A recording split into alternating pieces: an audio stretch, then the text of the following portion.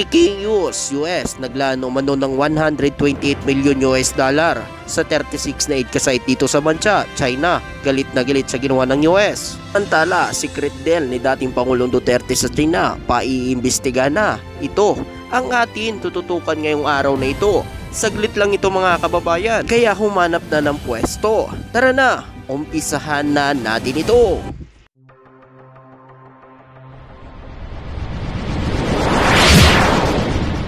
Trupang Hilonggo, Please subscribe and like. and share. Iminungkahi umano ng United States ang 128 million US dollar na pundo mula sa US Congress para sa mga karagdagang proyekto ng Philippine Military Facilities kung saan may access umano ang mga Amerikano. At ayon pa dito, ang readout na pagpupulong ni US Defense Secretary Lloyd Austin III kay Pangulong Ferdinand Marcos Jr. nito lamang April 12. Hiniling umano ni Pangulong Biden ng US Congress na maglaan umano ng 128 million US dollar na budget sa 2025 para sa 36 na proyekto sa ilalim umano ng Enhanced Defense Cooperation Agreement na IDCA site na hihigit sa doble hanggang mamumuhunan ng Department of Defense sa infrastruktura ng IDCA site mula magsimula ang kasunduan. Napakalaking tulong umano ito sa bansang Pilipinas na alam naman natin ngayon na ang bansang China ay nagiging agresibo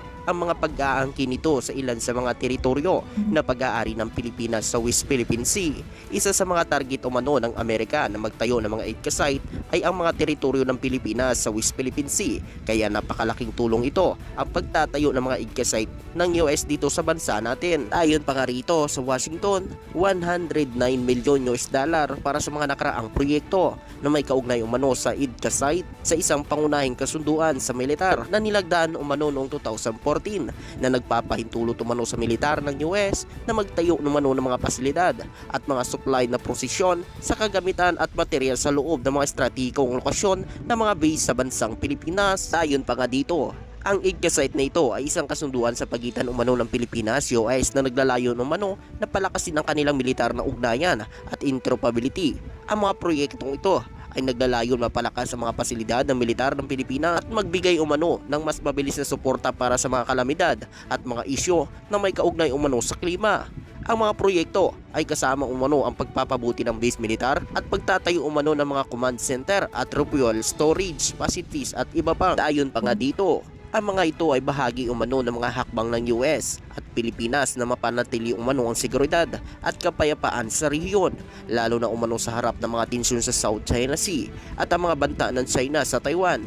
Gayunpaman, ang mga hakbang na ito ay nagdudulot din ng mga alalahanin at pagprotesta mula sa iba't ibang mga organisasyon ng Pilipinas na nag-aalala umano sa mga posibilidad na militarization at paglabag sa soberenya ng bansa dahil sa ngayon nilalabag na umano ng bansang China ang soberenya ng Pilipinas sa West Philippine Sea. Hinaharas kasi ang mga barko ng Pilipinas, bawat resupply mission na lang ay palagi na lang ito binubuntutan at tinaharang ng mga barko ng China. Minsan pa nga pinapaputokan pa ito ng water cannon na kung saan na naglagay sa panganib sa mga tripulante na sakay umano ng mga sasakyan ng Pilipinas. Inaangkin kasi umano ng China ang buong South China Sea, kaya halos mga kalapit na bansa nito ay kalaban umano ng China dahil sa mga strategy nito na pag-aangkin mga teritoryo ng mga kalapit nitong bansa, lalo na umano sa bansang Pilipinas. Hindi lang umano ang Pilipinas ang inaangkinan umano ng China na mga teritoryo, halos mga kalapit nito.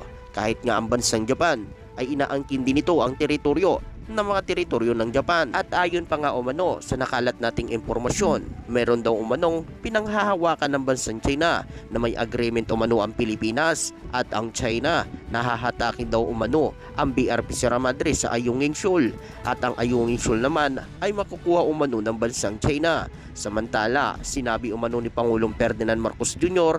na walang agreement umano ang Pilipinas at ang China. At ayon pa nga umano kay Pangulong Ferdinand Marcos Jr., kailangan umano magpaliwanag ng bansang China kung ano ba talaga ang agreement na pinagkasunduan nung nakarang administrasyon at ng China. Ninanais umano ng Pangulo na ipaliwanag kung ano ang agreement na pinagkasunduan umano nila para alam daw umano ito ni Pangulong Ferdinand Marcos Jr. Ayun pa nga dito, ang Enhanced Defense Cooperation Agreement ay isang kasunduan umano sa pagitan ng Republika ng Pilipinas at Estados Unidos na nilagdaan umano noong April 28, 2014.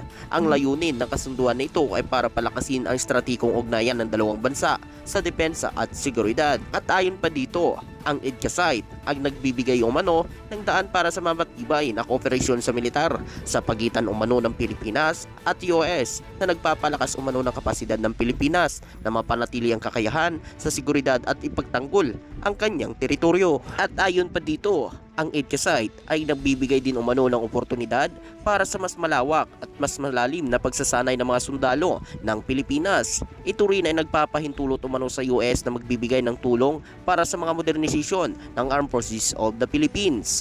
At ayon pa dito, ang mga kasunduan ay isang bahagi ng mas malaking estratehiya ng US para sa seguridad at kapayapaan sa rehiyon ng Asia Pacific.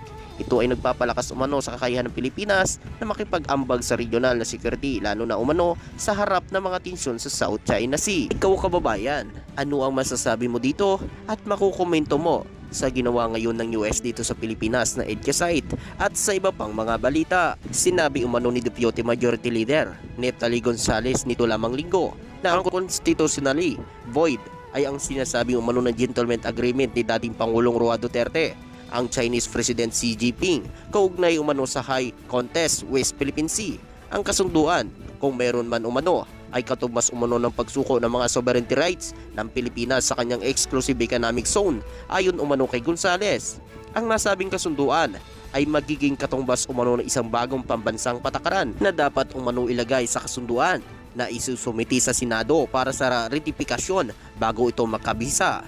Paliwanag umano ng tagapangulo ng House Special Committee on the West Philippine Sea. Muling iginit umano ni Gonzales na ang Ayungin Shoal ay bahagi umano ng exclusive economic zone ng bansa na muling pinagtibay ng 2016 arbitral ruling sa kaso umano sa South China Sea. Kaya kailangan umano magpaliwanag umano si dating Pangulong Duterte sa naging kasunduan nito sa China kung ano ba talaga ang pinagkasunduan umano ni dating Pangulong Roa Duterte at ni Xi Jinping sa South China Sea o sa West Philippine Sea.